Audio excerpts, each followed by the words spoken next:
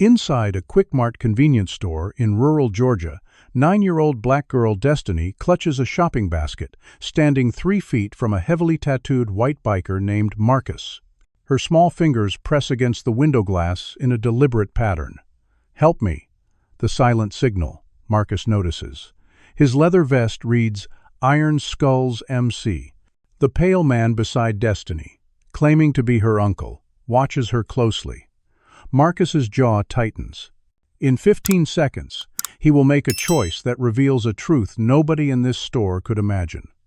What happens next will shatter every assumption about who the real monster is.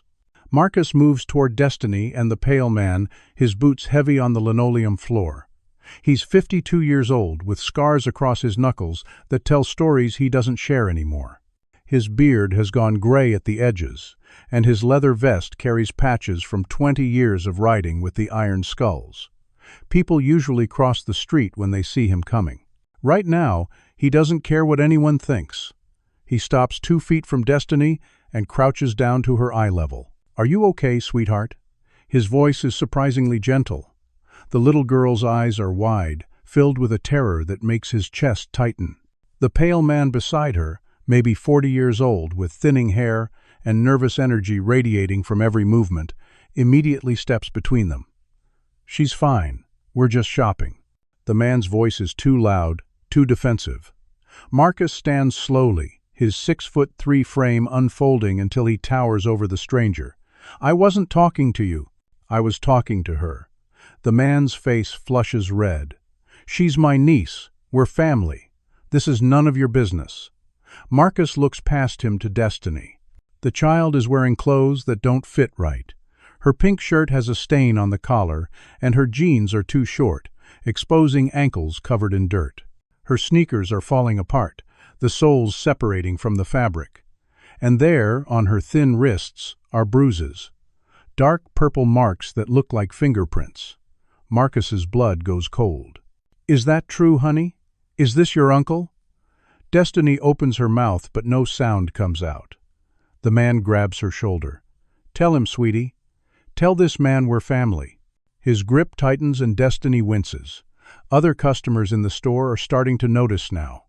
A white woman in her mid-30s stands behind the counter, watching with growing concern. An elderly white couple near the refrigerated section whispers to each other. A younger white man in work clothes pauses his shopping to stare.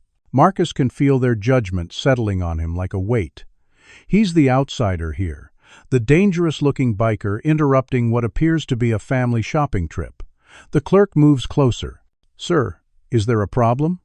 She's looking at Marcus, not at the pale man, not at the terrified child. Marcus keeps his eyes on Destiny. "Do you know this man?" His voice is calm but firm. Destiny shakes her head. "Just slightly. Just enough." Tears form in the corners of her eyes and spill down her cheeks. "No." The word comes out as a whisper. The pale man, Gerald, though Marcus doesn't know his name yet, laughs. It's a brittle, false sound. She's confused. She's been through trauma recently, lost her parents.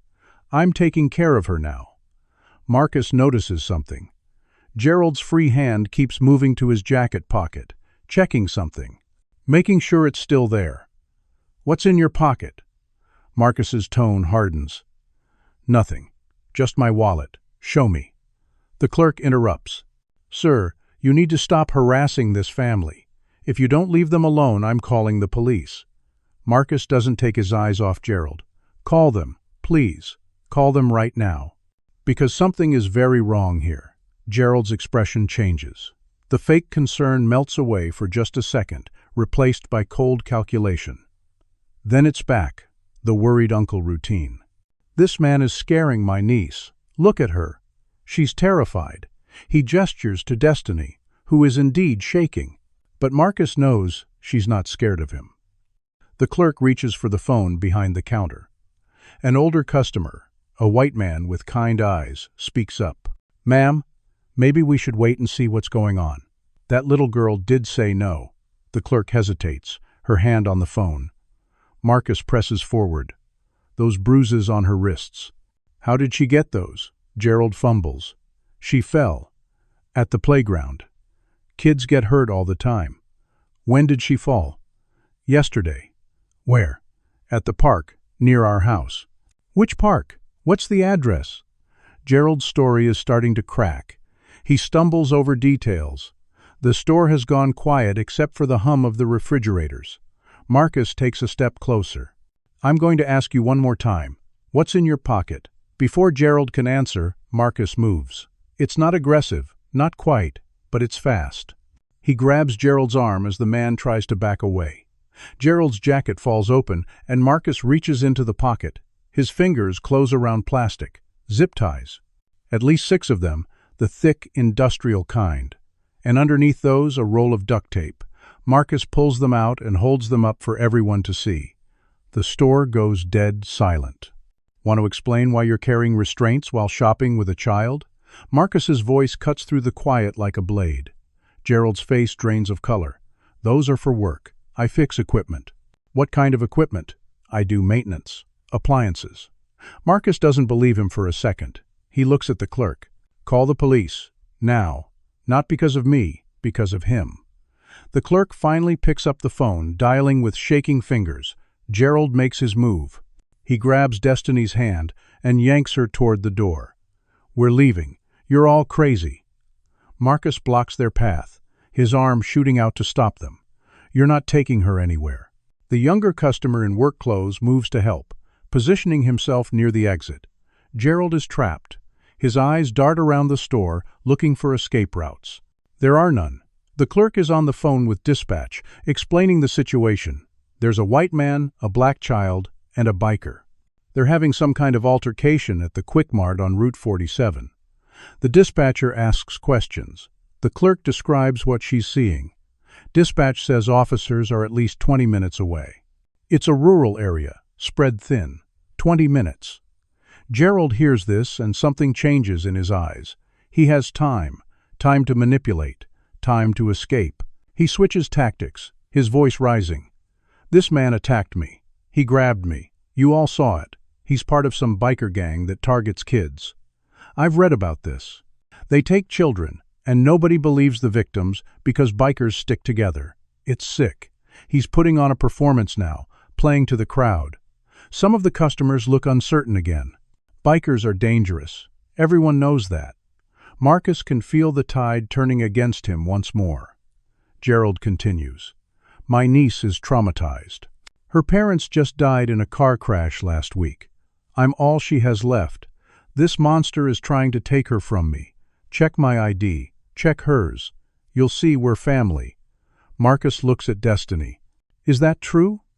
Did your parents die last week? Destiny's voice is stronger now, small but clear. My mama's alive. She's looking for me. She doesn't know where I am. Gerald's mask slips again. She's confused. The grief has made her confused. She doesn't understand what happened. Liar. The word comes from the older customer, the kind-eyed man. He's moved closer, studying Gerald. I've been watching this whole thing. That child is terrified. And not of the biker. Gerald tries to push past Marcus again. This time he's more forceful. Let me go. You have no right to hold me. The clerk, still on the phone with dispatch, describes the escalating situation. The younger customer moves in to help Marcus contain Gerald. Together they hold him in place. Stop fighting. The police are coming. Gerald struggles harder. Marcus feels something else in Gerald's jacket. An ID card. He pulls it out. It's not Gerald's. It's Destiny's school identification from Brookwood Elementary in Atlanta. The address listed is 200 miles from where they are now. Marcus holds it up. Why do you have her school ID? And why does it say she lives in Atlanta? We haven't been to Atlanta. Another lie easily exposed. Gerald's composure is crumbling. He makes one last desperate attempt to leave, wrenching free from Marcus's grip for just a moment. That's when he pulls the knife. It's a folding knife, small but deadly. The blade catches the fluorescent light. Everyone in the store gasps and backs away. Gerald grabs Destiny and pulls her against him, the knife near her throat. Nobody move. I'll hurt her.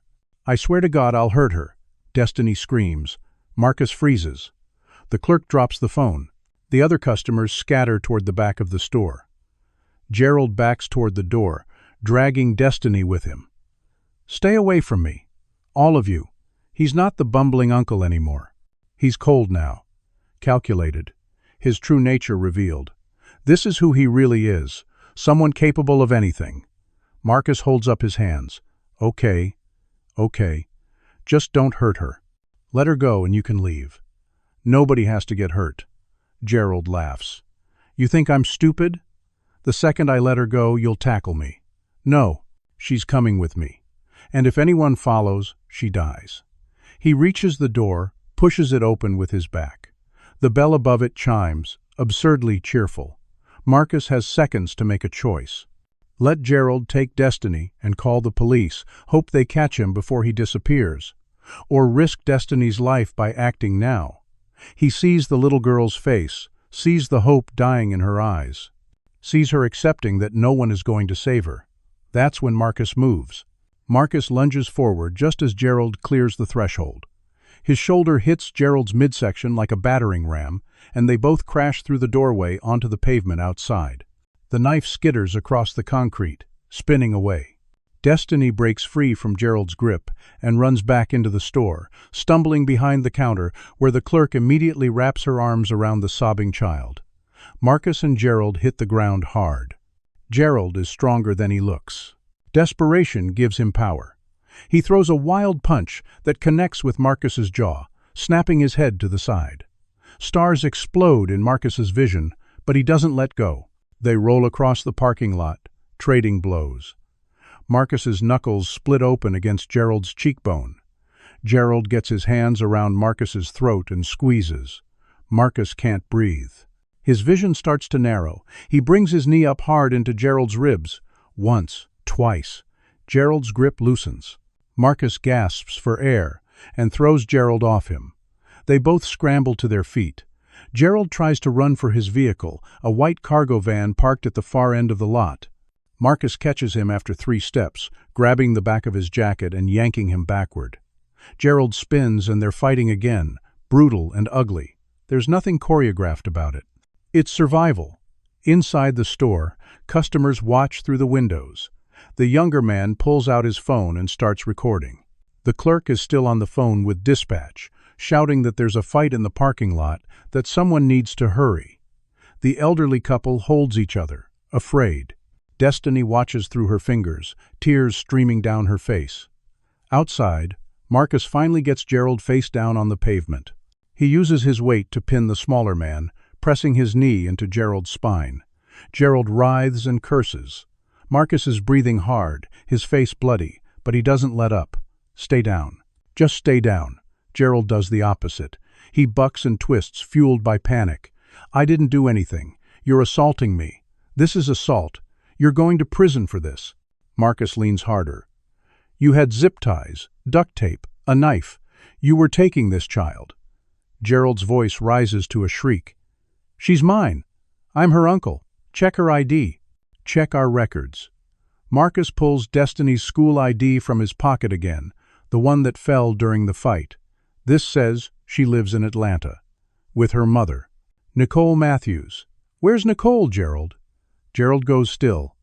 "How do you know her name?" "It's on the emergency contact." "Right here." "So where is she? Where's Destiny's mother?" Gerald doesn't answer. Marcus can hear sirens in the distance now. Finally, help is coming. But Gerald hears them too, and he makes one final attempt to escape. He somehow twists enough to throw Marcus off balance. They roll again. Gerald's hand finds a loose piece of gravel, and he swings it at Marcus's temple. It connects, and Marcus sees white. His grip loosens just enough. Gerald scrambles away, getting to his feet. His nose is broken, bleeding freely. His lip is split. But he's up and moving toward his van. Marcus shakes off the blow and runs after him, tackling him again before he reaches the vehicle. This time, when they hit the ground, Gerald doesn't get up. He's done, exhausted. Marcus holds him there, both of them gasping for breath, until the sirens grow loud enough to hurt. 2 Sheriff's Department cruisers pull into the parking lot, lights flashing. The officers jump out, hands on their weapons. A male officer in his mid-40s and a younger female officer in her mid-30s. They see Marcus on top of Gerald and their training kicks in. Let him go. Get off him now. Hands where we can see them. Marcus carefully releases Gerald and raises his hands. I'm not the threat. He is. Check his van. He kidnapped that little girl in the store. The officers approach cautiously. The male officer keeps his weapon trained on Marcus while the female officer helps Gerald to his feet. Gerald immediately starts talking. Thank God you're here. This man attacked me. I was shopping with my niece and he assaulted us. He tried to take her. The male officer looks at Marcus's vest, at his tattoos, at the blood on his face. Sir, turn around. Put your hands behind your back. Marcus's heart sinks. No, you don't understand. The female officer is checking Gerald for injuries, showing concern for his broken nose. We'll get a statement from you, sir. Are you hurt badly? Do you need an ambulance? Gerald milks it. I think my ribs are broken. He kept hitting me. I was just trying to protect my niece. Marcus tries again. He's lying. Ask the people in the store. They saw everything. He had restraints. He threatened the child with a knife. The male officer moves behind Marcus and takes out handcuffs. Sir, you're being detained while we sort this out. The cuffs click around Marcus's wrists, tight enough to bite. He's pulled to his feet and walked toward one of the cruisers. This can't be happening. He saved Destiny and now he's being arrested. The clerk runs out of the store. Officers wait. He's telling the truth. That man had zip ties. He was trying to leave with the girl. She said she doesn't know him. The female officer looks up from Gerald. Is this true? The clerk nods emphatically. Yes, the little girl is inside. She's terrified. We called you because of him, not the biker. She points at Gerald. The officers exchange glances. The situation is more complicated than they thought. Gerald senses the shift. He tries to maintain control. My niece is traumatized. She doesn't know what she's saying. Her parents just died. I'm her legal guardian now. Can we please just go? I need to get her home and cleaned up. The male officer makes a decision. Nobody's going anywhere until we figure out what happened. He keeps Marcus in cuffs but doesn't put him in the car. The female officer asks Gerald, Sir, what's your name? Gerald Pearson. And the child? Destiny. She's my brother's daughter. My brother and his wife died in an accident. I'm taking care of her now. Where do you live? About an hour from here, in Macon. The officer makes notes. And you were doing what here? Just shopping. Stopped on our way home. Can I see some identification? Gerald reaches for his wallet slowly, pulls out his driver's license. It checks out. Georgia license, Macon address. Everything looks legitimate. The officer asks, And you have custody papers for Destiny? At home, yes. Didn't think I'd need them to go shopping. The female officer walks toward the store to interview Destiny. The male officer turns to Marcus. What's your name? Marcus Kane. Why did you attack Mr. Pearson? I didn't attack him. I stopped him from kidnapping a child. He had restraints in his pocket. The officer's expression is skeptical. And you just happened to know that? Destiny gave a rescue signal. Put her hand against the window in a specific way. I recognized it. The officer doesn't believe him. You expect me to think a 9-year-old girl knows hand signals? They teach it in schools now. The officer makes a note but doesn't look convinced. Marcus continues. Check his van. The white cargo van at the end of the lot. Gerald panics. You can't search my vehicle without a warrant. That's illegal. The officer looks at the van, then at Gerald's face. The fear is obvious. Sir, if you have nothing to hide, you won't mind us taking a look. It's just a glance, not a search. Gerald knows he's trapped.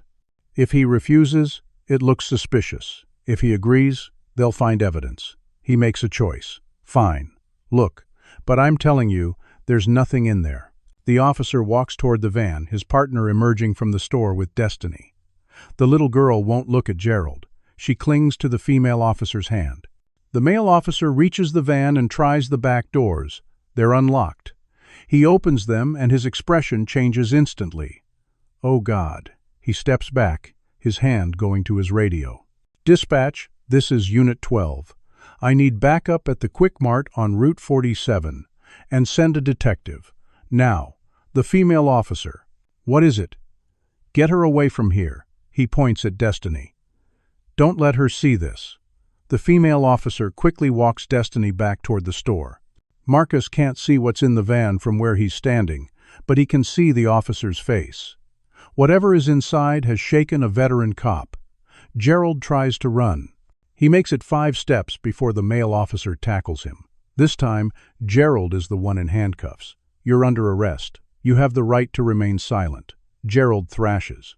I didn't do anything. Those aren't mine. Someone must have put them there. The officer isn't listening. He hauls Gerald to the cruiser and puts him in the back seat. Then he returns to Marcus. Mr. Kane, I'm going to take these cuffs off you. I apologize. Looks like you were telling the truth. The metal releases, and Marcus rubs his wrists. What was in the van? You don't want to know. Trust me. More units arrive within minutes. The parking lot fills with police vehicles. A detective pulls in. A black woman in her late 40s, with sharp eyes and an air of authority. She speaks to the officers first, then examines the van. When she emerges, her jaw is tight. She walks over to Marcus. I'm Detective Wilson. You're the one who intervened? Yes, ma'am. Tell me exactly what happened. Marcus does. Every detail. The signal. The zip ties. The knife. The fight. Detective Wilson listens without interrupting. When he's done, she says, you may have saved that child's life. What's in the van? Evidence of other crimes. Other children. I can't say more than that right now. Marcus feels sick. How many? Wilson shakes her head. We're still processing. But you stopped him before he could take Destiny. That's what matters. She turns to look at the cruiser where Gerald sits, his head down. Men like him count on people looking away. On good people not wanting to get involved. Thank you for getting involved. Marcus doesn't feel like a hero. He feels tired and old and angry. Is Destiny okay? Physically, yes. Emotionally, that's going to take time. Wilson pauses. We need to contact her mother. Do you know anything about that? Just that her name is Nicole Matthews, and she lives in Atlanta. Destiny said her mother is looking for her. Wilson makes a call, gets Nicole's information from Destiny's school records, dials the number. It rings 4 times before someone answers. Hello? This is Detective Sarah Wilson with the Fulton County Sheriff's Department. Am I speaking with Nicole Matthews? There's a pause. Yes. What's this about? We have your daughter Destiny here. She's safe. Another pause. Longer this time. Wilson frowns. Miss Matthews, did you hear me? I said we have Destiny. She was abducted, but we've recovered her. Nicole's response is strange. Her voice is tight, defensive. Abducted? What are you talking about? Where is she? She's in rural Georgia, about 2 hours from Atlanta. A man named Gerald Pearson had her. Do you know him? I don't know anyone by that name. How did Destiny get there? That's what we're trying to determine. How long has she been missing? I just noticed she wasn't home. I've been at work. You just noticed? When did you last see her? Yesterday morning, before school. She didn't come home last night, and you didn't report it? Nicole's voice rises. I thought she was at a friend's house. She does that sometimes. Without telling you? Look, I don't appreciate being interrogated. My daughter is safe. Where do I pick her up? Wilson's instincts are screaming. Something is very wrong with this conversation. Miss Matthews, I need you to come to the Fulton County Sheriff's Department substation in Forsyth. We'll have Destiny brought there. I have some questions for you. Questions about what? I didn't do anything wrong. Just standard procedure in cases like this. Nicole is quiet for a moment. Fine, I'll be there. What time? 2 hours. Wilson ends the call and looks at Marcus. That was the strangest conversation I've ever had with a parent whose child was just found after a kidnapping. Marcus's stomach drops. What do you mean? Most parents are hysterical, crying, demanding to know every detail. She was angry that I called. Defensive. And she didn't report Destiny missing for over 30 hours. Why? Wilson's expression is grim. That's exactly what I intend to find out. 4 hours later, Marcus sits in an uncomfortable chair at the sheriff's substation in Forsyth.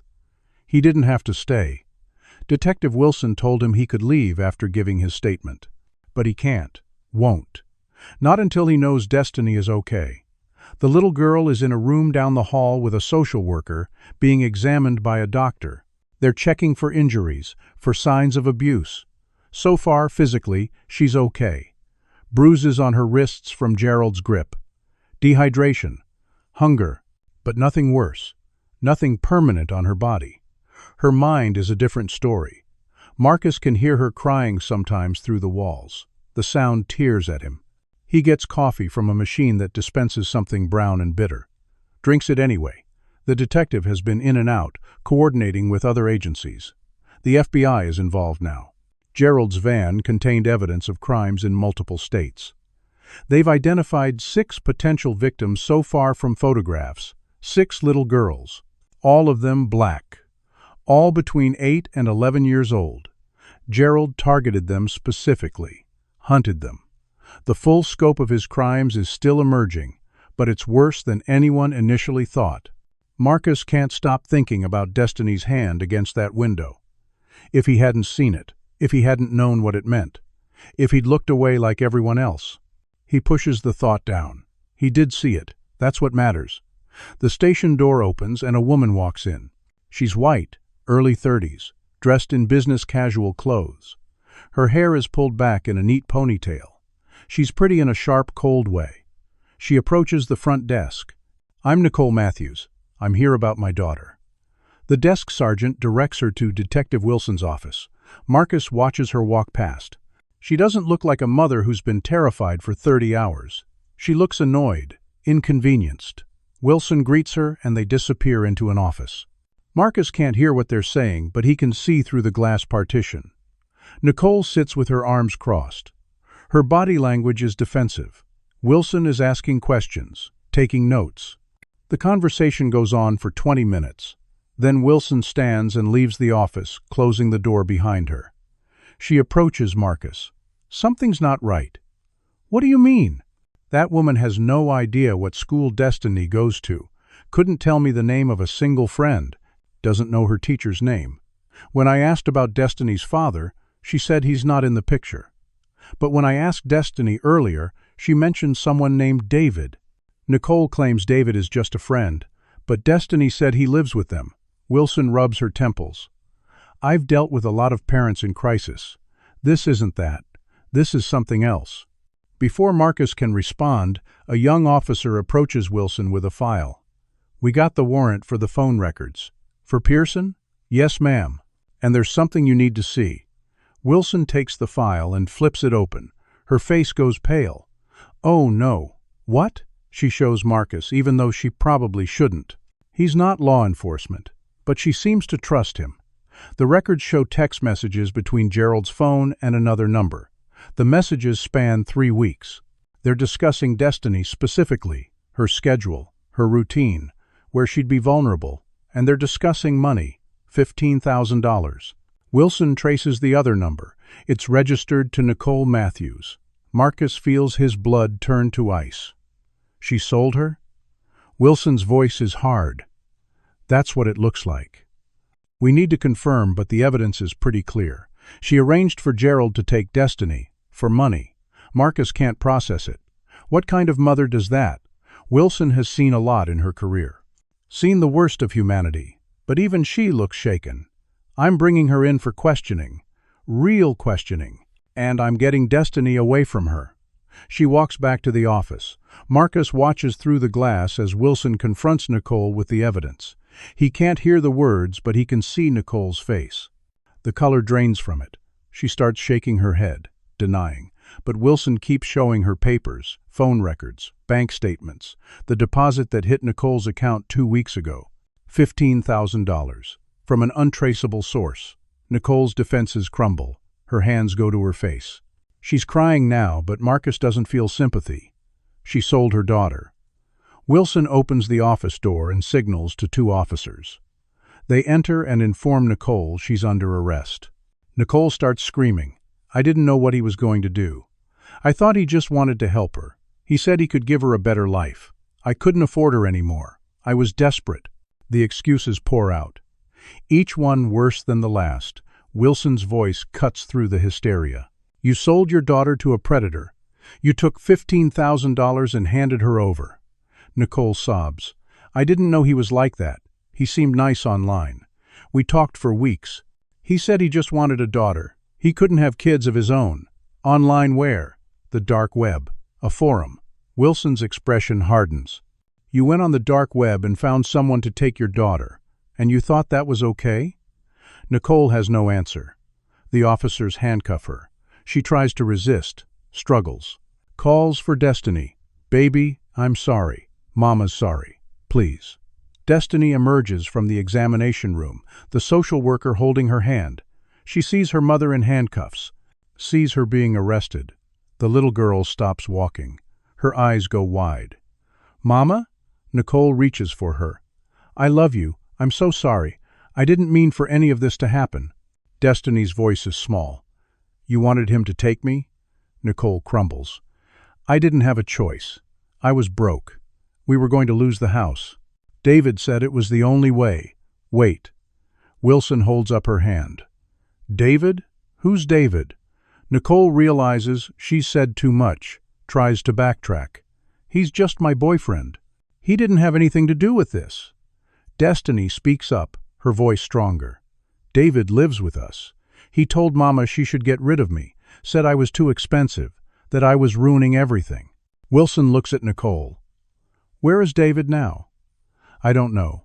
He left yesterday, right after Gerald took Destiny. Wilson turns to her officers. Put out a warrant for David. Last name? She looks at Nicole. Nicole Matthews is silent. Destiny provides it. His last name is Parker. David Parker. He's 29 years old, has a tattoo of a snake on his neck. Within minutes, the warrant is issued. APB goes out. David Parker wanted for conspiracy to commit kidnapping. But David is smart. He knew Nicole would get caught eventually. He's been running since the moment Gerald drove away with Destiny. He has a head start, and he knows how to disappear. Nicole is taken away, still screaming apologies. Destiny stands frozen in the hallway. The social worker tries to comfort her, but Destiny pulls away. She walks slowly to Marcus, who has moved closer during the chaos. She looks up at him with eyes far too old for her age. My mama didn't want me. Marcus crouches down, his knees protesting. That's not your fault. None of this is your fault. But she gave me away. For money. She didn't want me. Marcus doesn't know what to say. What can you say to a child whose mother betrayed her in the worst possible way? He settles for honesty. Some people make terrible choices. Choices that hurt the people they're supposed to love. Your mama made a terrible choice. But that doesn't mean you're not worth loving. It means she forgot how to love. She forgot what matters. That's her failure, not yours. Destiny's eyes fill with tears. Nobody wants me. That's not true. I want you to be safe. I want you to be okay. Destiny studies his face. Why did you help me? You don't even know me. Marcus thinks about his answer. Because you asked. You gave that signal, and you asked for help. And when someone asks for help, you help them. That's all. Destiny throws her arms around his neck and sobs. Marcus holds her carefully, this broken little girl who's been through hell. Over her shoulder, he sees Detective Wilson watching. She looks sad and angry and exhausted. The job takes a toll, seeing what people do to each other, especially what they do to children. When Destiny finally pulls away, she asks, "What's going to happen to me now?" The social worker steps forward. "We're going to find you a safe place to stay, a foster home with good people who will take care of you." Destiny looks terrified. "I don't want to go with strangers." Marcus's heart breaks. The social worker is patient. "I know it's scary, but we'll find you the best home possible, somewhere you'll be safe and loved." Destiny turns back to Marcus. "Can I stay with you?" Marcus doesn't know what to say. He's a 52-year-old biker with a criminal record and no family. He can't take care of a child, can he? He looks at Detective Wilson. "Is that even possible? Wilson hesitates. Fostering requires background checks, home studies, training. It's a long process. And your record is going to be a factor. What record? I haven't been in trouble in 15 years. Wilson knows this. She pulled his file earlier. Assault. You did 3 years. That was a long time ago. I'm different now. I know. That's why I'm not saying no. But the system has rules. Marcus looks at Destiny's hopeful face. Let me try. Let me see if I can make it work. Destiny's eyes light up. You mean it? I mean, I'll try. I don't know if they'll let me, but I'll try. The social worker makes a note. We'll start the paperwork. But in the meantime, Destiny needs to come with me. She needs to be placed tonight. Destiny's face falls. Marcus promises. I'll call tomorrow. I'll check on you. I'm not going anywhere. Destiny nods, trying to be brave. Okay. As the social worker leads her away, Destiny looks back at Marcus 3 times. Each time, he waves. Each time, she tries to smile. Then she's gone, through a door and into a system that's overworked and underfunded and not equipped to deal with her trauma. Marcus sits back down in the uncomfortable chair. His body aches from the fight. His hands are bandaged. His face is swollen. But the physical pain is nothing compared to what he feels watching Destiny disappear. Detective Wilson sits next to him. You're serious about fostering her? I am. Why? You barely know her. Marcus looks at the detective. When I was in prison, I lost everything. My wife left, took my daughter with her. I haven't seen my kid in 15 years. She wants nothing to do with me. I made mistakes, hurt people. I thought my life was over. When I got out, I didn't know what to do.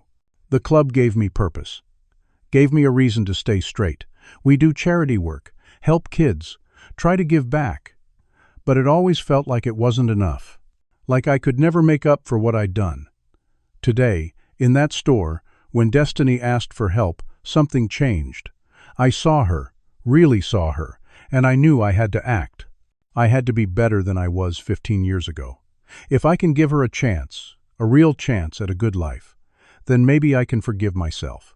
Maybe I can be worth something again. Wilson is quiet for a long moment. I'll help you. I'll write a letter supporting your application. I'll testify if I need to. What you did today, most people wouldn't have done. Most people would have looked away. You didn't. That tells me what kind of person you really are. Marcus nods, not trusting himself to speak. Wilson stands. Go home. Get some rest. This is just the beginning. The custody process is going to be hard. You need to be ready. Marcus drives back to his small house on the outskirts of town. It's not much. 2 bedrooms, old furniture, a yard that needs work. He's never thought about it being a home for a child. Now he looks at it with different eyes. He'd have to clean out the spare room, buy a bed, clothes, toys. He'd have to learn how to take care of a little girl, how to do hair, help with homework, cook real meals instead of takeout. The thought terrifies him. But he meant what he said. He'll try. For Destiny, he'll try. 2 days pass.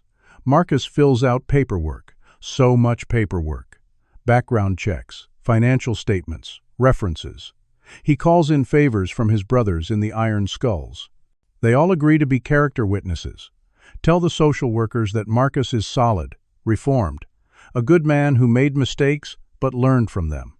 The club president, a man named Tommy with gray hair and laugh lines, visits Marcus at home. You sure about this? Taking in a kid? Marcus is sure. Tommy nods. We'll support you. Whatever you need. The club has done foster care before. It's not common, but it happens. We'll figure it out together. Meanwhile, Detective Wilson's investigation expands. She's been digging into Gerald's life, his connections, his crimes. What she finds makes her physically ill. Gerald was part of a network, an organized group of predators who targeted vulnerable children, specifically black children. They believed, correctly in many cases, that missing black children don't generate the same media attention or police resources as missing white children. They exploited that gap in coverage. That systemic racism, used it as camouflage for their crimes. Wilson finds evidence of at least 6 victims over 10 years. 6 little girls taken, abused, killed. Their bodies buried in locations across 3 states.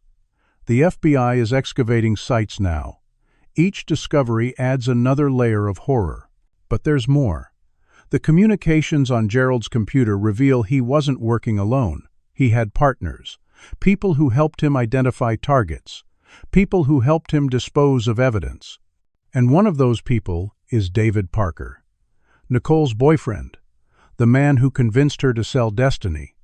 Wilson traces David's movements. He's been careful, used cash, avoided cameras, but he made one mistake. He called Nicole from a burner phone 3 days after Gerald was arrested. The call was short, just long enough for Nicole to beg him to turn himself in, to tell the truth. David's response, recorded on the prison phone system, was chilling.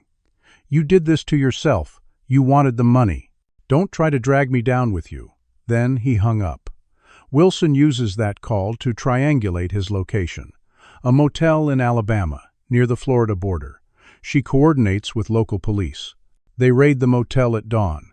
David tries to run, makes it to the parking lot before he's tackled by officers.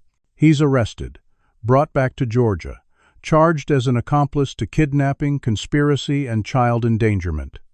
In his interrogation, David tries to play innocent, claims he had no idea what Nicole was planning. But the evidence says otherwise. Text messages show he found Gerald's forum.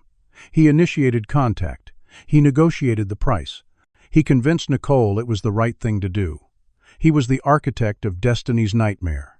When Wilson confronts him with this evidence, David changes tactics, admits his involvement but tries to minimize it, says he never thought Gerald would actually hurt Destiny, that he believed Gerald just wanted a daughter.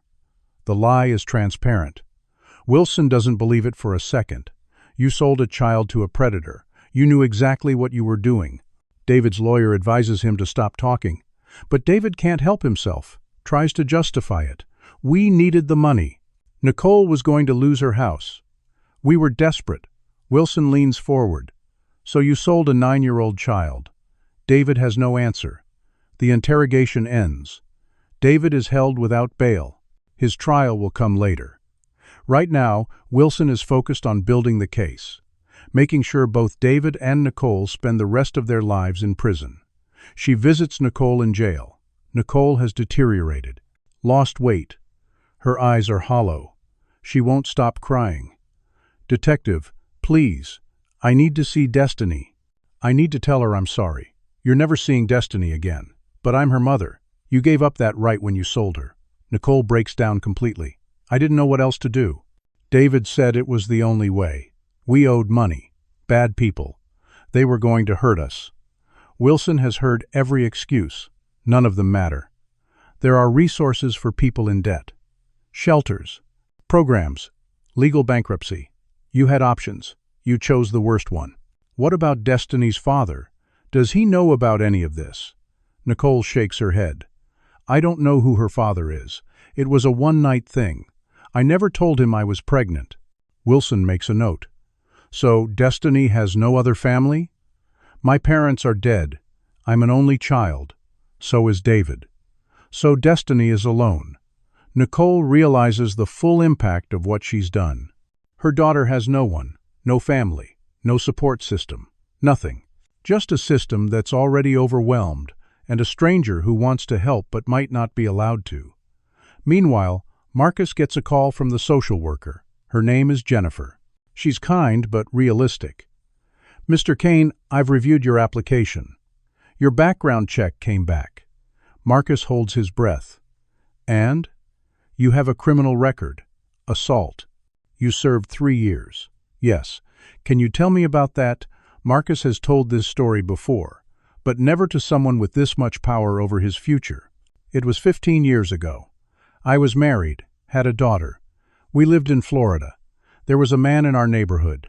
He was dealing drugs, using our street as his territory.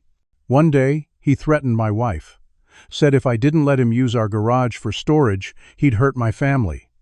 I went to the police. They said they'd look into it, but nothing happened. The threats kept coming. One night I found him on my property, trying to break into our garage. I snapped. Beat him badly. Put him in the hospital for 2 weeks. I was arrested, charged, convicted. My wife couldn't handle it. Left me while I was inside. Took our daughter. When I got out, I tried to make contact. My ex had remarried. My daughter didn't want to see me. Said I was a criminal. Said she was ashamed of me. I haven't spoken to her since. I moved to Georgia. Joined the club. Tried to start over. Jennifer is quiet for a moment. Have you been in trouble since? Not once. Not even a speeding ticket. And the assault? It was protective. I was protecting my family. I went about it the wrong way. Should have let the law handle it. But at the time, I thought I had no choice. Jennifer sighs. Mr. Kane, I'm going to be honest with you. Your record makes this difficult. The system is designed to protect children. A history of violence, even in defense of your family, is a red flag. But Detective Wilson wrote a very compelling letter on your behalf. And your references from the motorcycle club are strong. They say you've been volunteering with at-risk youth for 5 years, teaching them about bikes, giving them mentorship. Is that true? Yes. I work with a program. Kids who are headed down the wrong path. We give them something positive to focus on. Show them there's another way. How many kids have you worked with? Maybe 50. Over 5 years. Jennifer makes notes. I'm going to recommend your application move forward, but I can't guarantee approval. There will be a hearing. A judge will make the final decision. You'll need to present your case. Show that you can provide a stable, safe home for Destiny. Marcus feels hope for the first time. Thank you. When can I see her? Soon. She's in a temporary foster home right now. A good family. But she asks about you every day. She wants to see you too. Jennifer gives him the address. He can visit tomorrow, under supervision, but he can see her. Tell her he hasn't forgotten. That evening, Marcus prepares. He buys a stuffed animal at the store, a teddy bear. It's soft and brown and has kind eyes. He hopes Destiny will like it. He cleans his house from top to bottom, just in case someone comes to inspect it. He wants them to see he's serious, that he can do this. That night, he barely sleeps. He thinks about Destiny, about what she's been through, about what she needs. A child who's been betrayed by everyone who was supposed to love her. Who's learned that the world is cruel and people are selfish? How does he teach her different? How does he show her that not everyone will hurt her? He doesn't have the answers. But he'll figure it out, one day at a time. The next morning brings harsh reality. Marcus wakes in the chair by Destiny's bed, his back screaming in protest. Sunlight streams through the bare window. Destiny is already awake, sitting up, watching him with those big dark eyes. "Morning," he says, his voice rough from sleep. "Morning. You hungry? I can make breakfast." Destiny nods. They go to the kitchen where Marcus realizes he has nothing a kid would want to eat. Black coffee, eggs, toast. No cereal, no juice, no fruit. "I'm sorry," he says. "I wasn't prepared for company. We'll go shopping later.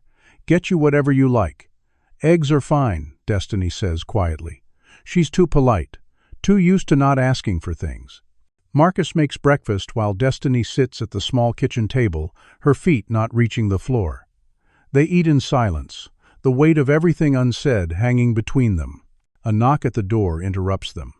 Marcus answers to find a woman in her 30s with dark hair and kind eyes.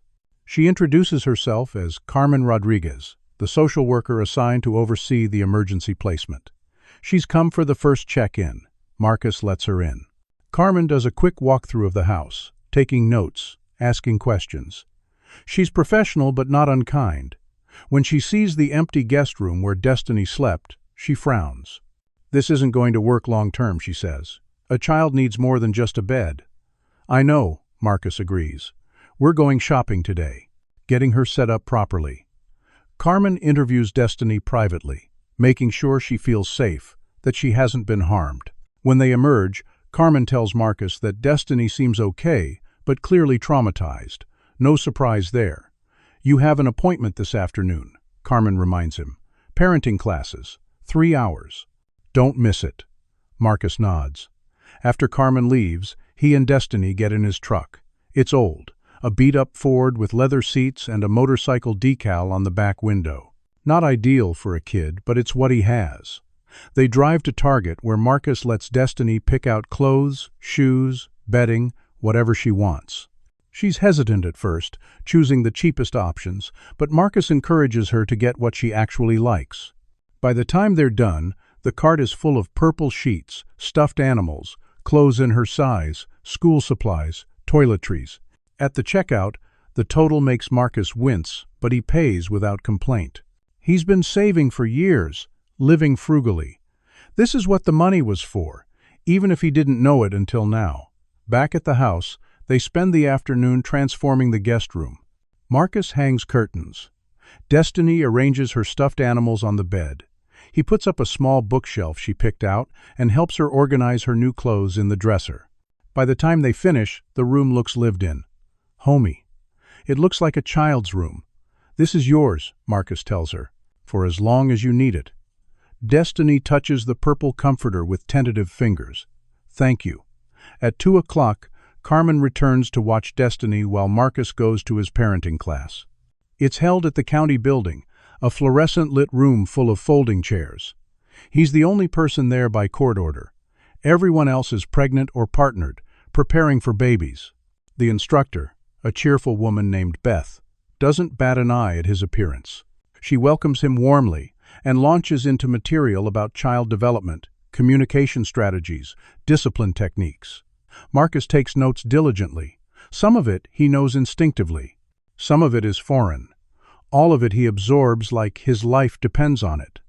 Because Destiny's life does depend on it. When he returns home, Carmen is on the couch with Destiny, watching a kids' movie on Marcus's ancient television. "Everything go okay?" he asks. "Fine," Carmen says. "She's a sweet kid." Then, lowering her voice, "But she's had nightmares. Twice while you were gone." Marcus's chest tightens. "What did you do?" "Held her. Talked her through it. She calmed down eventually." He nods, grateful. Carmen gathers her things. "I'll be back tomorrow, same time." "And Hayes? Try to be patient. This is going to be a long process." "I know." That evening, Marcus makes spaghetti for dinner. It's one of the few meals he knows how to cook well. Destiny eats slowly, pushing pasta around her plate. "You okay, little one?" She looks up. "Will they find him? The other man? David?" Marcus doesn't lie. "I don't know, but Detective Wilson is good at her job. She'll do everything she can." Destiny is quiet for a moment. Then, "What if he comes here?" "He won't," Marcus says firmly. "I won't let him. But what if he does?" "Then I'll protect you." Destiny searches his face, looking for certainty. Marcus holds her gaze. "I promise. Nobody is going to hurt you while I'm around. Not ever again." Later, as he's tucking her into bed, Destiny asks, "Why are you doing this?" Marcus sits on the edge of her bed. "Because it's right, and because I had a little girl once. A long time ago. She'd be grown now. But she died when she was your age. I wasn't there for her the way I should have been. I can't fix that. But maybe I can help you." Destiny absorbs this. "I'm sorry about your daughter." "Me too," Marcus says quietly. The second night is worse than the first. Destiny wakes screaming around 3 in the morning. Marcus is there in seconds, turning on lights, pulling her out of the nightmare. "It's okay," he says, holding her while she shakes. "You're safe. It was just a dream." But for Destiny, the dream and reality are too close. She sobs into his shoulder, her small body racked with fear. Marcus holds her, this broken child, and feels tears on his own face. He doesn't know how to fix this, doesn't know the right words or the right actions.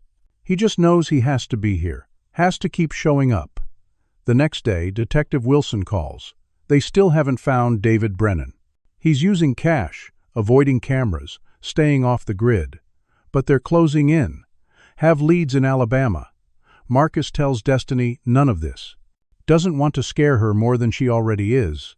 Carmen comes for her daily check-in, notes that the house is cleaner, that Destiny seems more settled. Marcus is keeping up with the classes, doing everything asked of him. It's a good start, Carmen says, but the 72 hours are almost up. Tomorrow afternoon there's a hearing in front of Judge Morrison. He'll decide if the placement continues or if Destiny goes into the foster system. What are her chances? Marcus asks when Destiny is out of earshot. Carmen's expression is sympathetic but realistic. Honestly, not great. You're doing well, but the system is cautious. A single man with a record? Most judges won't take the risk. You need to understand, if he says no, there's nothing I can do. I know, Marcus says, but I have to try. That night, Marcus barely sleeps. He goes over everything in his head, what he'll say to the judge, how he'll convince him that he's the right choice for Destiny, that he's not a risk but a solution. The next morning is tense. Carmen arrives to take them to the courthouse. Marcus wears the only suit he owns, bought years ago for his parole hearing. It's slightly too tight but clean and pressed. Destiny wears one of her new outfits, a purple dress she picked out, and holds Marcus's hand so tightly his fingers go numb. The courtroom is small, wood-paneled, with rows of benches and an imposing bench at the front where Judge Morrison sits. He's in his late 60s, white hair, sharp eyes, the kind of man who's seen every trick and lie and isn't impressed by either. Detective Wilson is there, testifying on Marcus's behalf. She explains his role in saving Destiny, his commitment over the past 3 days, the threat posed by David Brennan still being at large. Carmen testifies next, detailing the home visits. Marcus's participation in parenting classes, Destiny's improved state. The judge listens, asks questions, his face unreadable. Then the opposition speaks. A state attorney argues that this placement is inappropriate, that Marcus Hayes has a violent criminal history, that he's unqualified to care for a traumatized child, that the state has resources specifically designed for situations like this. The attorney presents statistics, precedents, reasons why the emergency order should not be extended. Marcus listens to himself being dissected, reduced to his worst moments, his worst choices. The attorney isn't wrong exactly. Marcus was violent. He did hurt someone badly. He went to prison. Those facts can't be erased, but they're not the whole story. Judge Morrison asks Marcus to approach the bench. Mr. Hayes, I've read your file, your criminal history, your record since release. You've held a steady job, stayed out of trouble.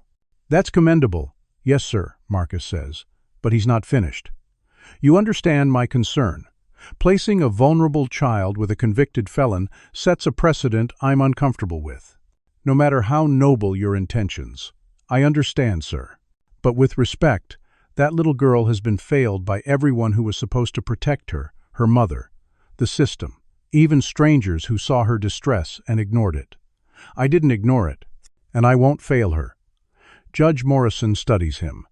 Why does this matter so much to you? Marcus takes a breath. Because I know what it's like to lose a child, to live with regret, to wonder every day if you could have done something different. I can't bring my daughter back, but I can give Destiny a chance, a real chance, not just survival but a life, someone who sees her as a person, not a case number. The judge is quiet for a long moment. Then he says, "Bring the child forward." Carmen brings Destiny to stand beside Marcus. She looks terrified, small in the big courtroom, overwhelmed by the adults deciding her fate. Judge Morrison speaks gently to her. "Destiny, do you understand what's happening here?" Destiny nods. "We're deciding if you stay with Mr. Hayes or go to a different home. Where do you want to be?" Destiny looks up at Marcus, then back at the judge, with Marcus. She doesn't call him Mr. Hayes, just Marcus. Like he's already become something more than a stranger. "Why?" the judge asks. "Because he's good," Destiny says simply. "He's kind. He doesn't yell. He listens. He makes me feel safe." Judge Morrison nods slowly. "You know, if you stay with him, it won't be forever. Your mother is going to prison. Eventually, we'll need to find you a permanent home, maybe adoption. You understand that?" Destiny's voice is small but certain. "I want to stay with Marcus, as long as I can." The judge sits back, considering. Finally, he speaks. "Mr. Hayes, I'm going to extend the emergency order for 30 days. During that time, you will complete all required foster parent training. You will pass a comprehensive home study. You will attend therapy with Destiny to address her trauma. If, at the end of 30 days, you have met all requirements and Destiny still wishes to remain with you, I will consider making this a longer-term arrangement. But understand, this is conditional. One violation, one concern, and this ends immediately." "Thank you, sir," Marcus says, his voice thick. Judge Morrison looks at Destiny. "Young lady, you've been very brave. I'm going to make sure you're taken care of." The courtroom empties slowly. Detective Wilson shakes Marcus's hand. "You got lucky," she says. "Don't waste it. I won't." Carmen gives them the schedule. Training classes every evening for the next 2 weeks. Therapy appointments twice a week. Home visits weekly. It's overwhelming, but Marcus doesn't care. Destiny is with him. He has a chance. They leave the courthouse, and as they walk to the truck, Destiny looks up at him. "Marcus? Yeah? Thank you for not giving up on me." Marcus stops, kneels down so they're eye level. "I will never give up on you," he promises. Never. But as they drive home, Marcus doesn't see the car following them 3 vehicles back. Doesn't notice the driver with short brown hair and sunglasses watching their every move.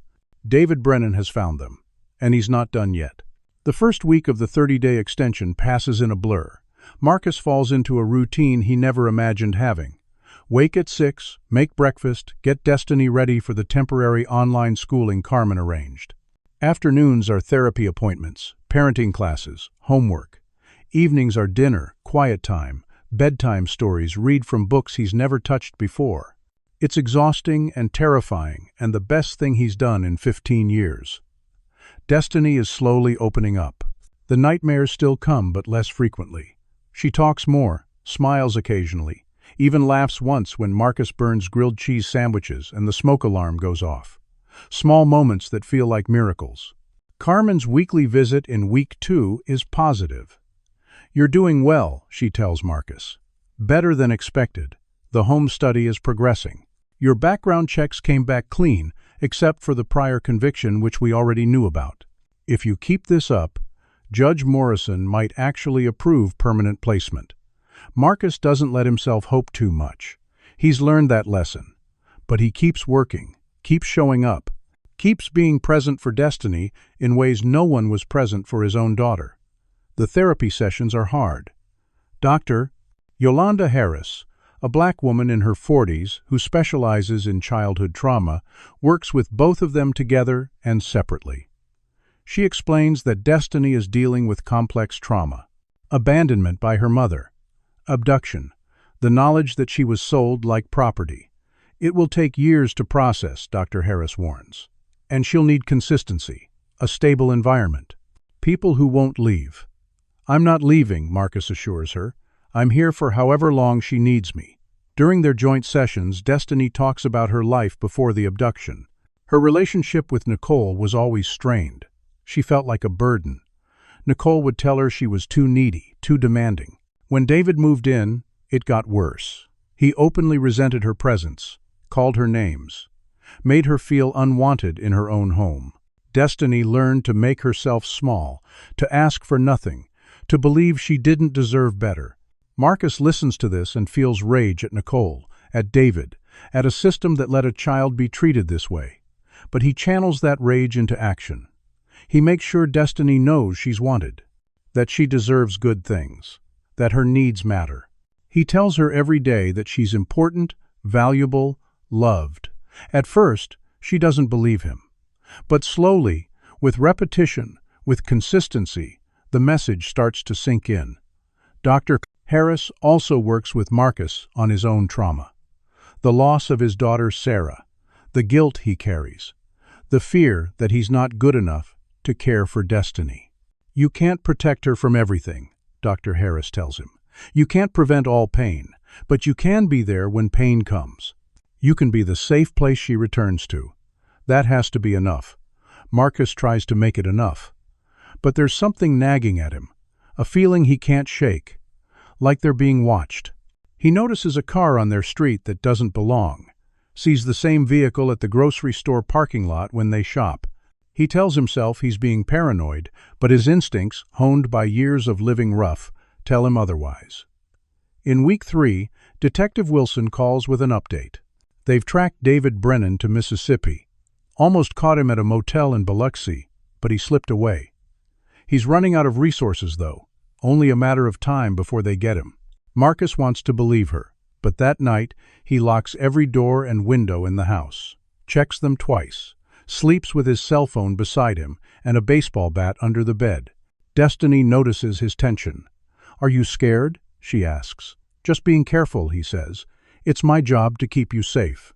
"Remember?" She nods, but he can see she's scared too. That feeling of safety they've been building is fragile, easily shattered. The next day, Marcus is in the backyard fixing a broken fence post, while Destiny does homework at the kitchen table. He hears tires on gravel, looks up to see a car he doesn't recognize pulling into his driveway. His instinct screams danger. He drops his tools and runs toward the house. The driver's door opens. A man gets out. White, early 40s, short brown hair, wearing jeans and a jacket despite the heat. David Brennan. Marcus knows it instantly. The man's eyes find the house, then Marcus running toward him. David smiles, pulls something from his jacket. A gun. Marcus doesn't think. He tackles David before the gun can come up fully. They crash to the ground, rolling across the gravel. The gun goes off, deafening, the bullet digging into the dirt. Marcus gets his hand on David's wrist, slams it against the ground. The gun skitters away. David is younger, faster, desperate. He gets a knee up into Marcus's ribs, right where the knife wound from Gerald is still healing. Pain explodes through Marcus's side, but he doesn't let go. They fight brutally, all technique abandoned, just pure violence. Marcus lands punches. David bites, scratches, fights dirty. They're both bleeding, both exhausted, but neither gives up. Inside the house, Destiny hears the commotion. She goes to the window and sees them fighting, sees the gun on the ground. She screams. Marcus hears her scream, and it gives him strength. He gets on top of David, pins him, lands one final punch that leaves David dazed. Then he reaches for the gun, grabs it, points it at David's chest. "Don't move," Marcus pants. "Don't even breathe." David laughs through bloody teeth. "You won't shoot me. You're trying to be a good guy now. Remember?" Marcus's finger hovers over the trigger. Every instinct tells him to pull it. This man facilitated Destiny's abduction, threatened her safety, came here with a gun intending to do what? Kill them both? Tie up loose ends? But Dr. Harris's words echo in his head. You can't protect her from everything, but you can be the safe place she returns to. Shooting David, even in self-defense, might save them today. But it would make Marcus the violent criminal again. It would prove the state attorney right. It would cost him Destiny. So he doesn't pull the trigger. Instead, he holds David at gunpoint and yells for Destiny to call 911. She does, her hands shaking so badly she can barely dial. Marcus keeps the gun trained on David until police arrive.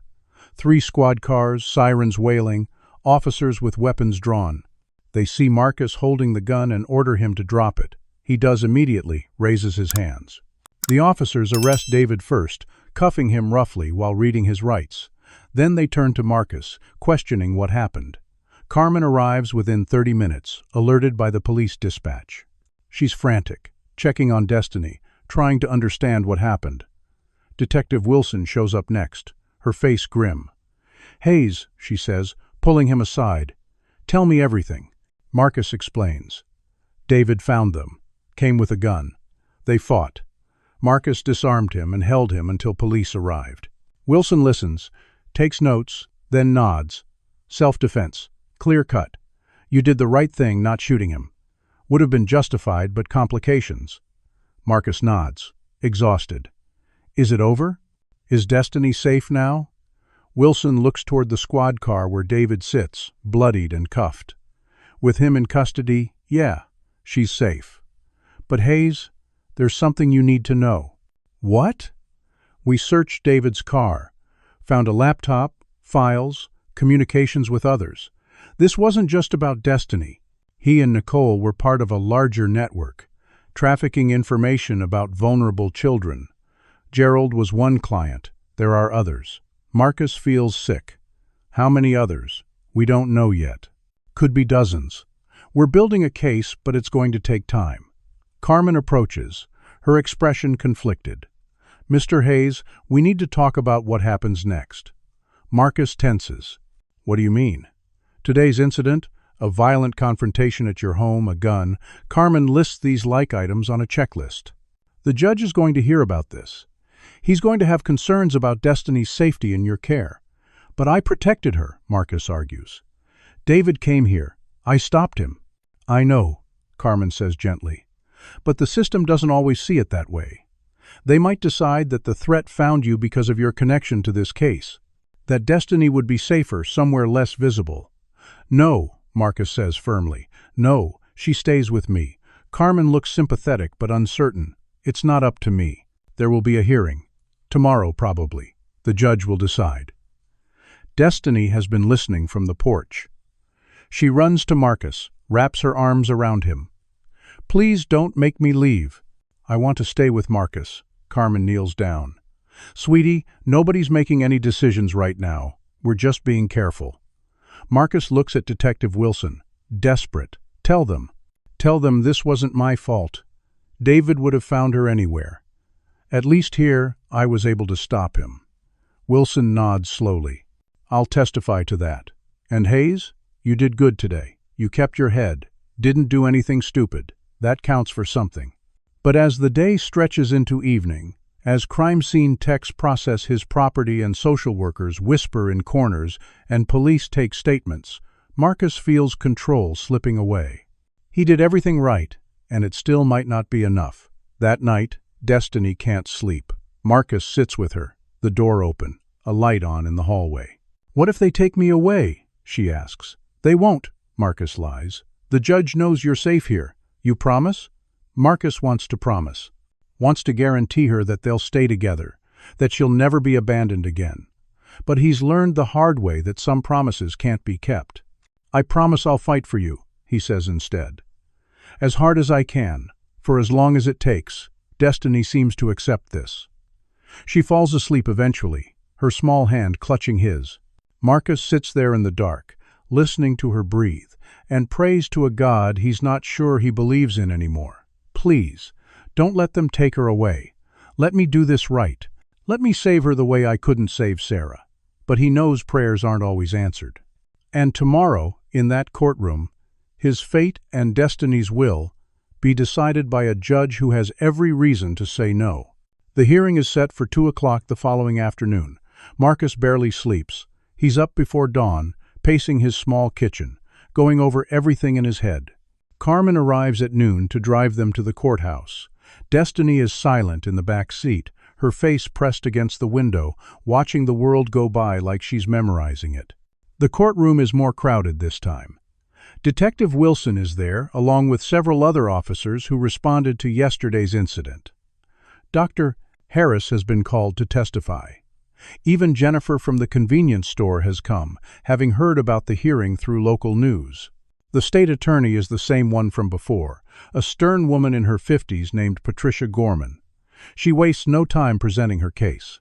Your Honor, yesterday's incident proves exactly what the state has been concerned about from the beginning.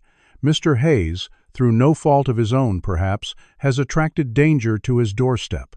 A wanted fugitive tracked him down, came to his home with a weapon, engaged in a violent confrontation. This is not a stable environment for a traumatized child. Judge Morrison listens, his face neutral. Miss Gorman continues. Furthermore, while Mr. Hayes acted in self-defense, the fact remains that he engaged in physical violence. This is a pattern consistent with his criminal history. Assault 15 years ago. Assault yesterday. Yes, the circumstances differ, but the behavior is the same. The state believes Destiny Matthews would be safer in a certified foster home with trained professionals, security measures, and distance from this ongoing investigation. Marcus feels his chest tighten. Everything he feared is happening. Gorman sits down. Judge Morrison looks at Carmen. Miss Rodriguez, Your assessment? Carmen stands. Your Honor, Mr. Hayes has met every requirement we've set for him. He's completed parenting training ahead of schedule. His home study results are positive. He's attended therapy with Destiny and separately. He's provided a stable, loving environment. Yesterday's incident was not caused by any action on his part. He protected Destiny from a credible threat. He showed restraint by not using lethal force when many would have. He called authorities immediately. In my professional opinion, removing Destiny from his care now would be more traumatic than the threat she faced yesterday. Judge Morrison makes notes. Detective Wilson? Wilson stands, her presence commanding. Your Honor, David Brennan was going to find Destiny no matter where she was placed. He had resources, connections, determination. The only reason Destiny is safe today is because Marcus Hayes was there and capable of defending her. In a group home or foster facility with multiple children and limited staff, the outcome could have been very different. Brennan might have succeeded. Hayes neutralized the threat. That should be viewed as a positive, not a negative. The judge nods. Dr. Harris? The therapist approaches. Your Honor, I've been working with both Marcus and Destiny for 3 weeks. Destiny has experienced severe trauma, specifically around abandonment and betrayal by her primary caregiver. Removing her from Marcus's care now, when she's finally starting to feel secure, would reinforce her belief that adults can't be trusted, that she'll always be abandoned. It could set back her healing by months or years. Marcus provides what she needs most: consistency and genuine care. Gorman interjects. With respect, Dr. Harris, there are trained foster parents who can provide the same. Dr. Harris shakes her head. Perhaps, but they aren't Marcus Hayes. Destiny has bonded with him specifically. He saved her life twice now. That connection is powerful. Severing it would be cruel. Judge Morrison sits back. Mr. S. Hayes, do you have anything to say? Marcus stands, his heart pounding. Your Honor, I know I'm not the typical choice for a placement like this. I've got a record. I'm rough around the edges. I don't have training or credentials. But I have something else. I have the willingness to show up every single day and be whatever that little girl needs. A protector, a friend, a parent. I'm not asking for perfection. I'm asking for a chance to prove that people can change. That past mistakes don't define future possibilities. Destiny deserves someone who will fight for her. I'm that someone. Judge Morrison looks at Destiny. Young lady, would you like to speak? Destiny stands on shaky legs. Carmen moves to help her, but Destiny walks to the front on her own. She's tiny in the big courtroom, 9 years old, facing down a judge and lawyers and a system that sees her as a problem to solve. Your Honor, she says, her voice small but clear. My whole life, people told me I was a burden, that I was too much. My mama said it. David said it. I believed them. I thought I didn't deserve to be wanted. Then Marcus saved me. And he keeps saving me. Not just from bad people, but from believing those things about myself. He makes me feel like I matter, like I'm important. Please don't take me away from him. I'll be good. I'll do whatever you want. Just please let me stay. Her voice breaks on the last word. Judge Morrison's face softens, just slightly. You are good, Destiny. None of this is your fault. You understand that? She nods, tears streaming down her face. The judge takes a long breath. This is one of the most difficult decisions I've faced in my career. On one hand, protocol and precedent suggest that Destiny should be placed in a certified foster home. On the other hand, sometimes protocol fails to account for the human element, the connection between a child and a caregiver, the intangible factor of genuine care. He looks at Marcus. Mr. Hayes, I'm going to make a ruling that I suspect will be controversial. I'm going to grant you continued custody of Destiny Matthews for an additional 6 months. During this time, you will complete all remaining requirements for permanent foster certification. You will continue therapy. You will submit to monthly home visits and progress reviews. At the end of 6 months, we will reconvene and determine if permanent guardianship or adoption is appropriate. Marcus feels relief so intense he almost collapses. Thank you, Your Honor. But the judge isn't finished. However, I am also ordering enhanced security measures. You will install a security system at your home. You will coordinate with local police for regular drive-bys. If there is any indication that Destiny faces further danger, this order will be immediately revoked. Is that clear? Crystal clear, sir. Judge Morrison looks at Destiny. Young lady, you're very lucky to have found someone like Mr. Hayes. I hope you both understand the responsibility you're taking on. They nod in unison. The judge brings his gavel down. Court adjourned. The room erupts in quiet conversation. Carmen hugs Destiny. Detective Wilson shakes Marcus's hand. Even some of the officers congratulate him. But Gorman approaches, her expression stern. Don't make me regret not pushing harder, she tells Marcus. That little girl's welfare is on you now. I know, Marcus says, and I won't let her down. As they leave the courthouse, Marcus feels like he's floating. 6 months. It's not forever, but it's enough time to prove himself, enough time to show that he's serious. Destiny holds his hand as they walk to Carmen's car. Marcus? Yeah? Does this mean I can stay? For now, yeah. And for now is enough. On the drive home, Destiny falls asleep in the back seat, exhausted from the emotional day. Marcus watches her in the rearview mirror, this little girl who stumbled into his life and changed everything. Carmen glances at him. You did good today. Thanks for believing in me. Carmen smiles. I didn't at first, honestly. But you proved me wrong. Keep doing that, Marcus nods. The next few months pass in a way Marcus never imagined possible. He and Destiny fall into a real rhythm. She starts attending a local school in person, makes friends, joins an art class she loves. Marcus meets with teachers regularly, attends parent nights, becomes involved in her education in ways his own parents never were for him. The nightmares decrease. Destiny laughs more. She starts calling him Dad sometimes, tentatively at first, then more naturally. Marcus never corrects her. Nicole's trial happens. She pleads guilty to all charges. Gets 25 years. Destiny doesn't attend the trial, and Marcus doesn't push her. Dr. Harris says she'll need to process that relationship on her own timeline. Gerald Reeves goes to trial and is convicted on multiple counts. Life in prison without parole. They find evidence linking him to 6 other victims over the years. One of them, a woman named Jasmine, who's now 23, reaches out to Marcus through Detective Wilson. She wants to thank him for doing what the system didn't do for her, believing a black child. She's part of an organization that works to find and rescue victims of trafficking. She invites Marcus and Destiny to get involved. They do. Destiny, with Marcus's support, becomes a youth advocate. She speaks at schools about the rescue signal that saved her life, about trusting your instincts, about how anyone can be a hero if they choose to see and act. David Brennan's trial reveals the extent of the trafficking network. Multiple arrests are made. Dozens of children are rescued.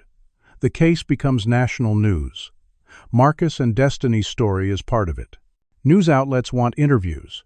Marcus refuses most, but accepts a few that Destiny agrees to. She wants other kids to know they're not alone. The Iron Skulls MC, Marcus's motorcycle club, gets involved. They start a program teaching children self-defense and safety awareness. The rough-looking bikers become heroes to local kids. Stereotypes shatter. Assumptions crumble. 6 months pass faster than Marcus thought possible. The final hearing arrives. This time, there's no opposition. Carmen's report is glowing. Dr. Harris testifies that Destiny has made remarkable progress. The school sends a letter praising Marcus's involvement. Even neighbors who were initially suspicious have come around, sending letters of support. Judge Morrison reviews everything, asks Destiny if she still wants to stay with Marcus, and when she says yes without hesitation, he makes it official. Permanent guardianship with a clear path to adoption if both parties agree when Destiny turns 13. Marcus can barely process the words. Permanent. She's his daughter now. Not biologically, not traditionally, but in every way that matters. Outside the courthouse, news cameras wait. Detective Wilson gives a statement about the case, the rescue, the network that was dismantled. She credits Marcus Hayes with being the catalyst that brought everything to light. A reporter asks Marcus how it feels. He looks down at Destiny holding his hand, this little girl who gave a rescue signal and changed both their lives. "It feels like redemption," he says. "Like a second chance to be the man I should have been all along." Destiny squeezes his hand. They walk to Marcus's truck. He's thinking about dinner, about homework, about the school play Destiny is in next week. Normal things, parent things, things he never thought he'd get to do again. "Dad?" Destiny says as they drive. "Yeah? I'm glad you saw me that day. In the store." Marcus's throat tightens. "I'm glad you were brave enough to signal." They drive home in comfortable silence. The house is theirs now, truly theirs. Destiny's room is filled with art projects and books and evidence of a life being lived. The kitchen has family photos on the fridge. The living room has a bigger TV they bought together. It's not perfect. There are still hard days. Destiny still has moments of fear, and Marcus still struggles with his own demons. But they face it together. Two people who found each other in the worst moment and built something beautiful from the wreckage. That night, after Destiny is asleep, Marcus sits on his porch with a cup of coffee. He thinks about Sarah, his daughter who he lost 15 years ago. He'll never stop missing her, never stop wondering what she would have become. But he likes to think she'd be proud of him now. Proud that he turned his pain into purpose. That he saved another little girl when he couldn't save her. His phone rings. It's Jasmine, the survivor who reached out months ago. "Marcus?" "Yeah, hey Jasmine. I wanted to tell you, we found another one. A little boy, 7 years old. He used the signal. Someone saw it and acted. He's safe now." Marcus feels tears on his face. "That's amazing. It's because of you and Destiny. Because you're teaching kids that they have power, that someone is watching, that they're not invisible." Marcus thinks about that, about visibility, about how the most marginalized, the most vulnerable, are often the most overlooked, about how a little black girl in a convenience store could have been ignored, about how so many are ignored every single day, but not anymore. "Not if he can help it. Keep fighting," he tells Jasmine. "We will." And Marcus realizes that's what this has all been about. Not just saving one child, but starting a movement. Teaching people to look closer, to act faster, to believe children when they say they need help. Destiny's rescue wasn't an ending. It was a beginning. He goes inside, checks on her one more time. She's sleeping peacefully, surrounded by purple sheets and stuffed animals and evidence of being loved. Marcus whispers, "You saved me too, little one. You gave me a reason to be better." And then, to the daughter he lost so long ago, "I hope you can see this, Sarah. I hope you know I'm trying. I'm finally doing it right." He closes the door quietly and returns to his own room. Tomorrow will bring new challenges, more therapy appointments, more school events, more moments of doubt and fear. But also more laughter, more growth, more proof that family isn't always what you're born into. Sometimes it's what you choose. Sometimes it's what chooses you.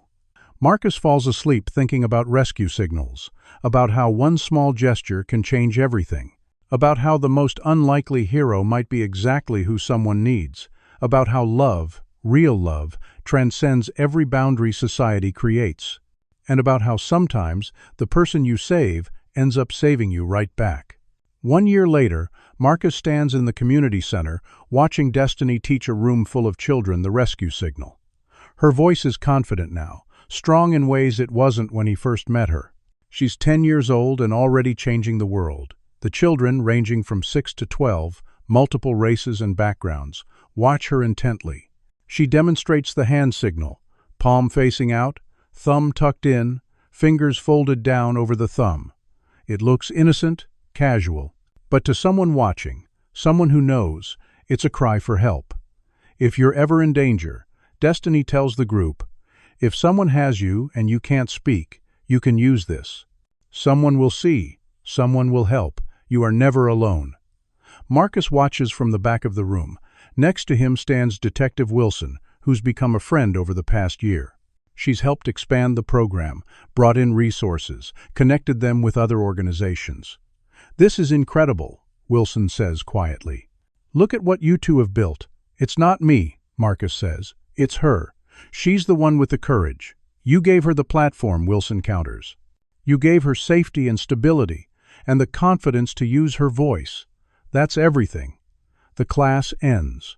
Children cluster around Destiny, asking questions, wanting to practice the signal, telling her their own stories. Some have been through trauma. Some are just scared of the world. All of them leave feeling a little more empowered. Marcus approaches as the room clears. You did great, kiddo. Destiny beams. Thanks, Dad. The word still makes his heart catch. Dad. He never thought he'd hear it again. Carmen arrives to observe, as she does monthly. The check-ins are routine now, friendly rather than scrutinizing.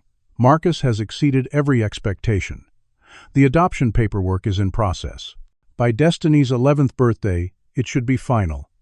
How's school? Carmen asks Destiny. Good. I got an A on my history project. Carmen smiles. That's wonderful. And how are things at home? Really good, Destiny says without hesitation. Dad is teaching me to ride a motorcycle. Marcus grimaces. A very small motorcycle. Very safe. With full protective gear. And only in empty parking lots. Carmen laughs. I'm sure it's fine. You've both come so far. They leave the community center and head home. On the drive, Destiny is quiet, thoughtful. What's on your mind? Marcus asks.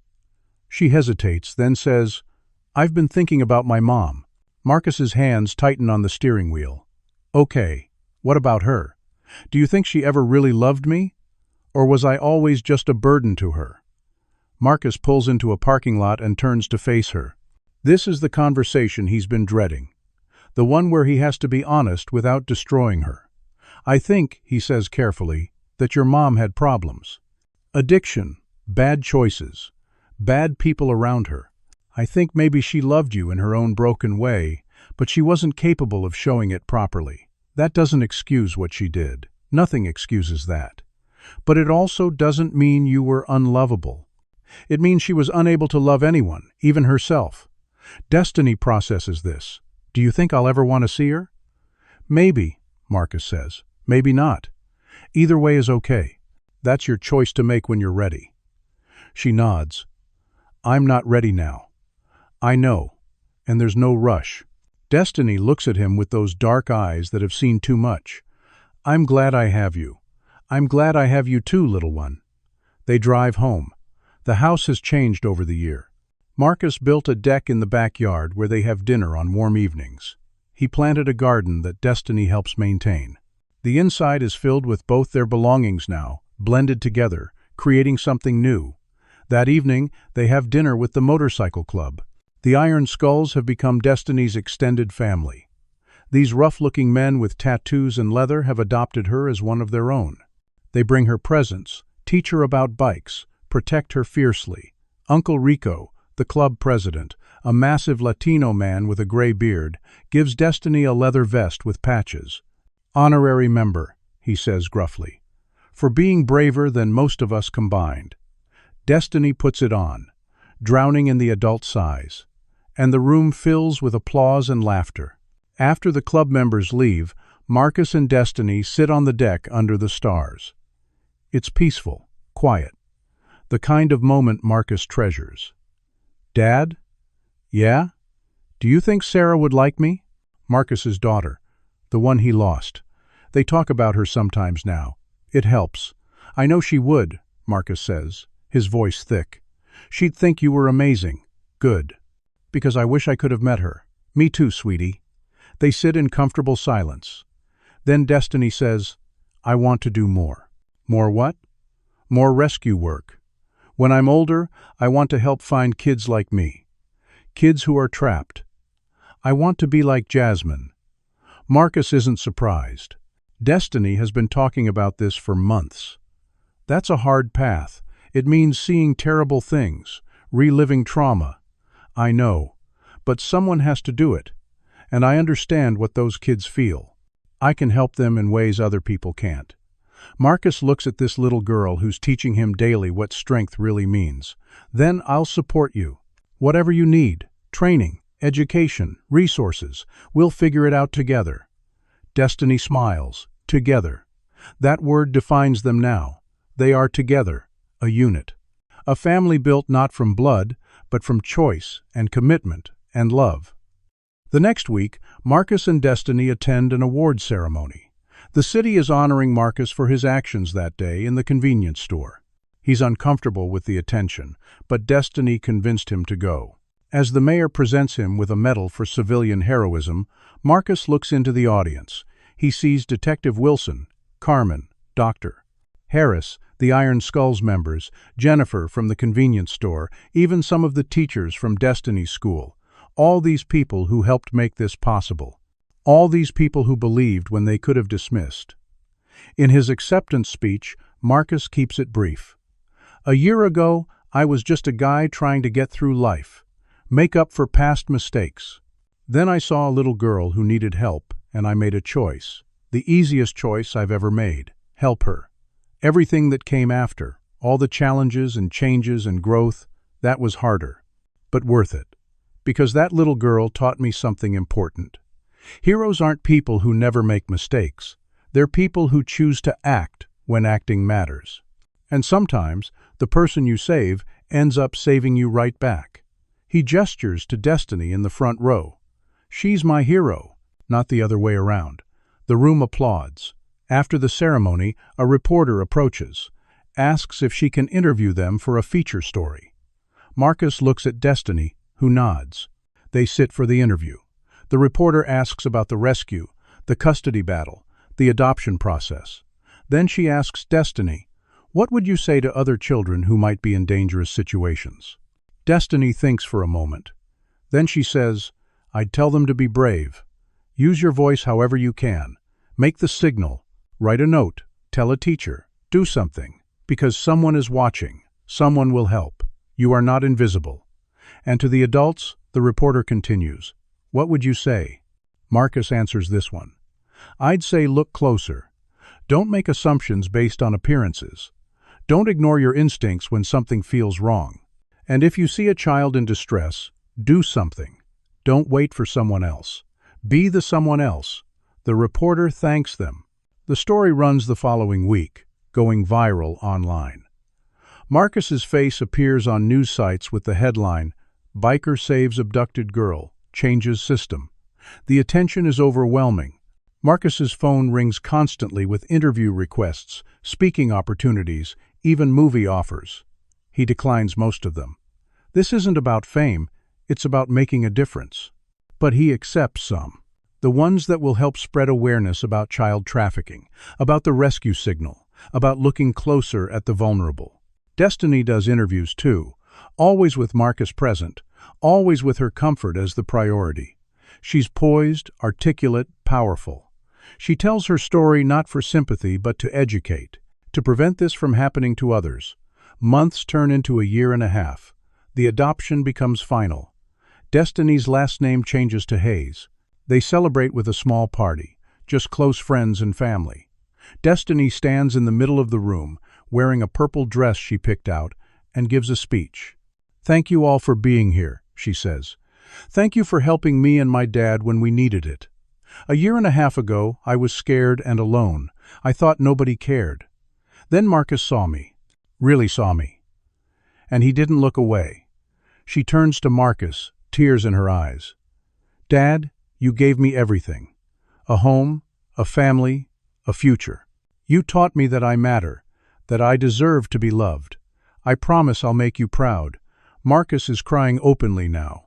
"You already do, kiddo, every single day."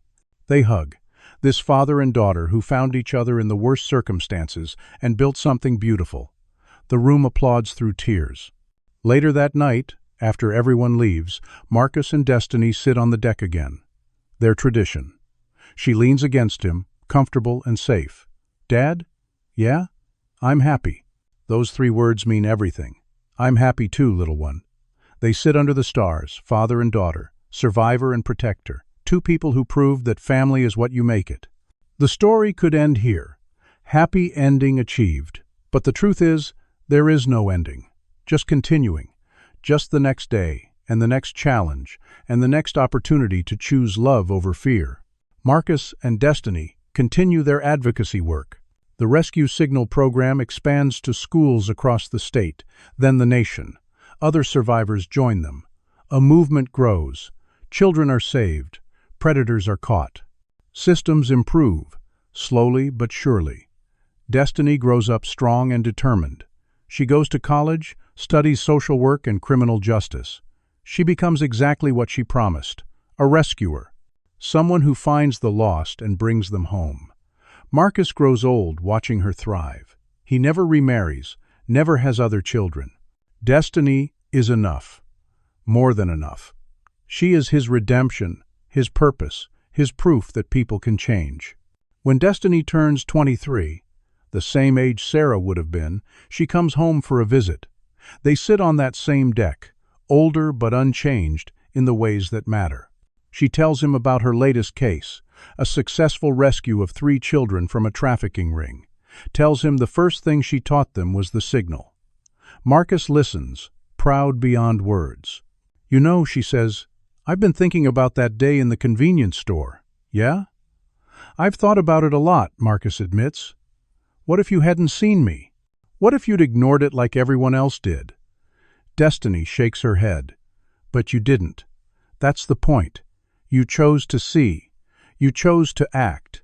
You chose me when no one else would. And that choice changed everything. Not just for me, for all the kids we've helped since. For everyone who's learned to look closer because of our story." Marcus never thought about it that way. Never considered the ripple effect of that one moment when he noticed a little girl's fingers pressed against a window in a desperate plea for help. "Maybe that's what heroism is," Destiny continues. "Not grand gestures or perfect people, just someone choosing to care when it would be easier not to. Someone seeing another person's humanity and refusing to look away." Marcus takes her hand, this young woman who was once a terrified child. "I'm so proud of you," he says. "I'm proud of us," she replies. "Look what we built, Dad. Look at all the lives we've touched." They sit together as the sun sets, father and daughter. 2 souls who found each other in darkness and chose light. Their story is not unique. Across the country, across the world, there are other Marcuses and other Destinies. People who need saving and people willing to save. People who look closer, act faster, believe when others dismiss. This story is for them, for the children who feel invisible. You are seen.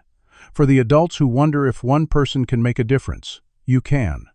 For anyone who's ever questioned whether they matter. You do. Marcus and Destiny's journey proves that rescue is possible, that healing happens, that family is choice, that one moment of courage can change everything, and that sometimes the most unlikely people become exactly what someone needs. So the question for you, the reader, the listener, the person hearing this story, will you be someone who sees? Will you look closer when something feels wrong? Will you act when acting is hard? Will you be the Marcus in someone's story? Because somewhere, right now, there's a child pressing their fingers against a window, making a signal, hoping someone notices. Will you be the someone who does? That choice is yours. Choose wisely, choose bravely, choose love. And maybe, just maybe, you'll discover that in saving someone else, you save yourself too. If this story moved you, we want to hear your thoughts. Have you ever witnessed a moment where someone chose to act when others looked away? What would you do if you saw the rescue signal? Share your answers in the comments below. Stories like Marcus and Destiny's remind us that ordinary people can be extraordinary heroes. If you believe in the power of courage and compassion, please hit that like button and subscribe to hear more stories that inspire change. Share this with someone who needs to remember that they matter, that they're seen, that help is always possible. Thank you for being here. Thank you for listening. Thank you for choosing to see. May you always have the courage to look closer and the strength to act when it matters most. Until next time, stay brave, stay kind, and never stop believing in second chances.